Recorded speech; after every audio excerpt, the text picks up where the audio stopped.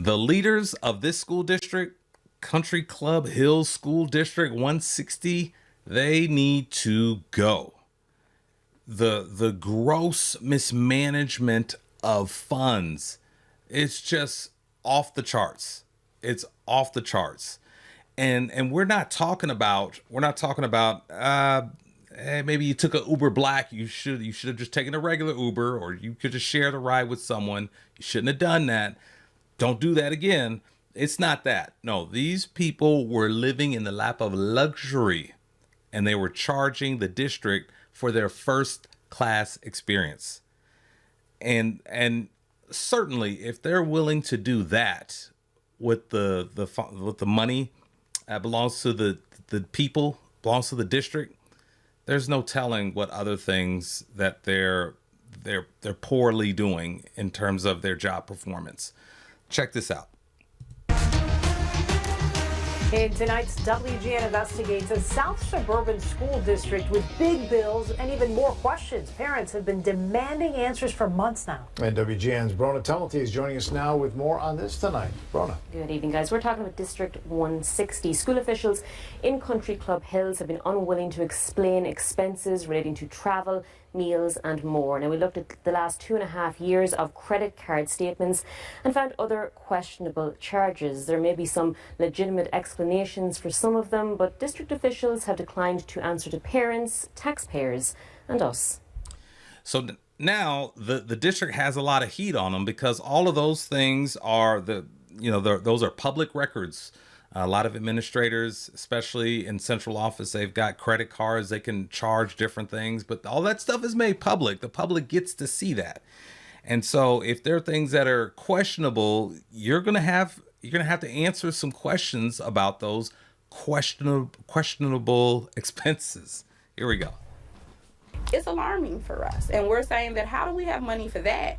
But we don't have anything that is beneficial to our children, to our students, in order for them to academically succeed. Sequoia Williams is a parent in Country Club Hills and says she noticed problems from the get-go last year after enrolling her children in District 160. I found out through staff members that a lot of the school administrators were put on leave that was over at the district office due to mismanagement of finances. Since then, she's been And once information like that gets out, it spreads like wildfire. There's all this talk and people are wondering. And then now you have trust starts to break. Like when things don't go as expected, that trust is broken. And so that's why I say this leadership here, they have to leave just for the sake of the community, the rest of the students, for the district. This leadership has to go. Very vocal part of school board meetings, which is where we met her in May, as she and others spoke out at the podium. Under Dr. Megan's leadership, this district has become a toxic environment. But we cannot ignore the impact of failed leadership. It seemed then the district's finances might need some scrutiny, so we started digging into the spending habits of Superintendent Dwayne Main and the rest of the board, namely former President and current Secretary Jacqueline Doss. And there you saw, let me back it up for a second. That's Jacqueline Doss, and she's going to have some heat on her later, but you see that she's got the mask on, and I don't think that's for health purposes. She's trying to hide her face, and you're going to see why a little later in the story. Secretary Jacqueline Doss. Because they are absolutely both a part of the issues. Those issues are lengthy, but in just the last 2.5 years, district credit card reports in Main's name show hundreds of thousands of dollars spent on much more than just education. In fact, those reports show roughly $250,000 in charges at hotels. Now, look at that. I mean, just look at that.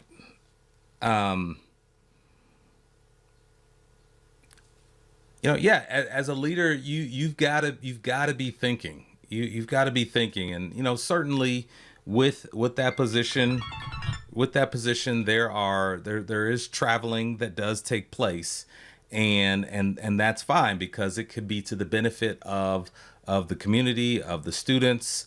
But man, oh man, oh man, when you price it out, the questions are going to be asked. So why did you choose to stay at this hotel? Like the Bellagio, really? You're gonna have some questions about that. Why not there wasn't a Holiday Inn close by? I mean, this is not your money, and so you have to be wise with the decisions that you make with this money. Especially if, and we're gonna find out later, especially if you're making cuts to programs for students, including the Hilton in New Orleans, the Bellagio in Vegas, and the Marriott in Atlanta. They've taken sports away. They've taken like all of the extracurricular activities that our children have had. They've taken them away. And they keep telling us we don't have money. Food-related expenses adding up to almost $130,000. I think Cooper's Hawk. I think that's pretty expensive. You're eating good. You're eating good on the district's dime. That's just not a good look. And leaders know that. Leaders understand this, and this is not good, not good at all. Countless payments to DoorDash and Uber Eats, $3,500 spent at Cooper's Hawk in Orland Park, and thousands more at high-end steakhouses from DC to Napa. We get that school boards will go out to eat. We get that they go and they converse about different things going on in the community, the schools, and things like that. It's egregious at this point. The cost of getting to and from the likes of those restaurants and resorts climbing to almost $70,000. So yeah, here we have, flights, it's going to cost you to fly, but the onboard Wi-Fi, really, we're going to charge a district for that. You can't just come out of your own pocket.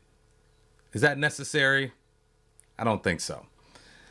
And the airport security upgrade, come on, you can't go through a line like the rest of us. Take off your shoes. That's not right.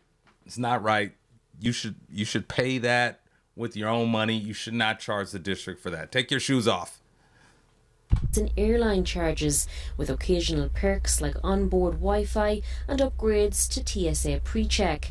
All that could be the tip of the iceberg. Things getting heated at last week's board meeting, with news other credit cards may also be open in the district's name. There's no way possible you're going to tell me we have another credit card with the money that we've spent on this. From the reports we do have, Grand Transport. All right, so now we have this lady. She's going to step up and she's going to put some pressure on these two individuals about the money, the superintendent and the lady sitting with the mask sitting to his right. So now this is a school board meeting. This was an interesting school board meeting. You could stay awake for this school board meeting. Other ones, they'll put you to sleep. Transportation came in at almost $100,000.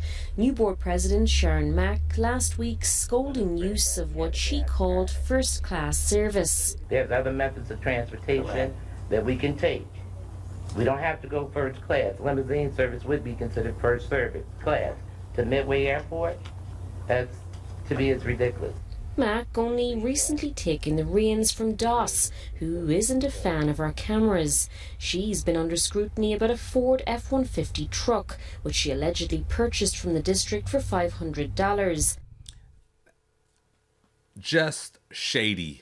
Absolutely shady. And as we go forward, we're going to dig in. They're going to dig into like who authorized this. Obviously, that truck does not cost $500, but this was allowed to happen, and the superintendent knows nothing about it. That money returned to her May 19th when she relinquished the vehicle.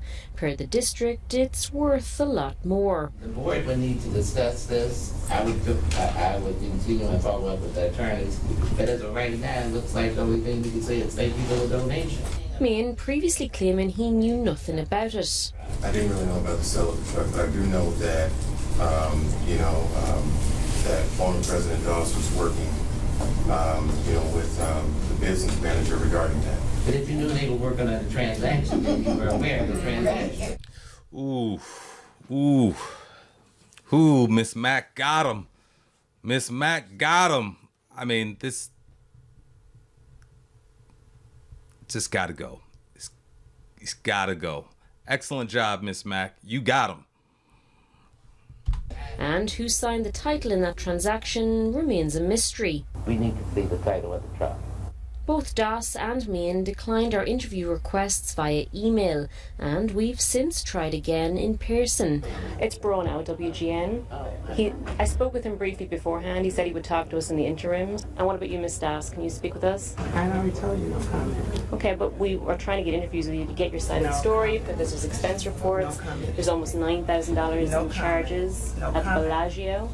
No comment. No comment. Okay, Mr. Meehan, have you ever stayed at the Bellagio? Do you know there's $20,000, more than $20,000 in hotel charges for December of 2024 alone? The problems do go beyond the bottom line. Parents say safety is a major issue. So, and this story is going to go to some other issues that they have in the district. Yeah, I can imagine it's very, very hard to focus on what's most important when you have all of this hanging over your head. And just for that reason alone, I just say this district, they need to get someone else in charge. Citing problems with bus routes and a lack of crossing guards. You can't have students walking across. They don't have crossing guards, but we're staying at the Bellagio and eating steak at expensive steakhouses. That's right. I'm very serious. I wouldn't walk across it that way. Security also top of mind. This man, per a school email, seemingly entering Meadowview Intermediate in April without permission and was then escorted off-site. According to the Illinois Report Card website, this district of just 3 schools has under 1,000 students, about 70% of whom are from low-income families. And so now we're going to get into the state of the district, and you cannot have, there are already challenges that exist. Cannot have mistrust of leadership. This community deserves better. And 3% are homeless. Enrollment numbers have been declining in recent years, and we're told they could be about to drop further because parents are demanding Meehan moves on or they will. We will not be enrolling our children until 2 things happen. Either Dr. Meehan is terminated or he resigns.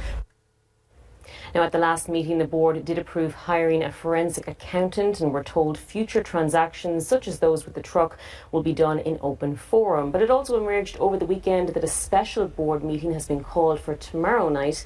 Items on that agenda include the Ford truck again, the issues with the school buses, and all of those credit card expenses. So, what a mess. What a mess. And again, that community deserves better.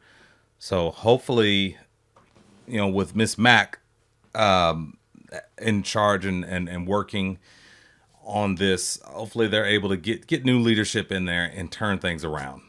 So we'll continue to follow that, and I'll update you as I get updates. So thank you so much for tuning in, and I'll see you in the next update.